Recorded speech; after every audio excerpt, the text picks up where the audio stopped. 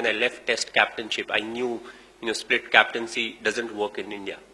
Doesn't work in our setup. So I was waiting for the right time as to what is the right time. I wanted Virat to ease into the Test format, and with so many games, I feel he's right there.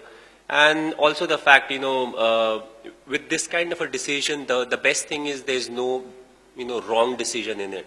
It's just the timing, and it's the right time. I feel this team has the potential, to do well in all the formats, irrespective of where we are playing. And people keep debating as to who's a good captain, who's a bad captain, who's the best captain. I think this team has the potential, when it comes to winning games, they should win games more than any other captain or team has won, because that's the kind of potential that they have got. You look at the kind of talent they have, and at the same time, the age group they are in.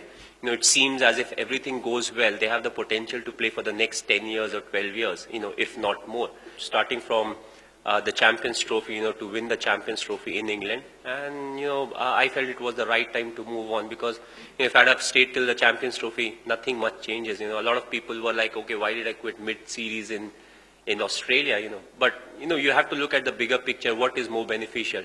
One more game into my Test number, maybe would have been about 92 or 91, whatever. It doesn't make a lot of a difference, but since Saha was there, he gets a chance to play one more game in Australia, and if everything goes well, he will be the person who will be going into the foreign tour, so he has that exposure, and Virat also at the same time gets the same kind of exposure.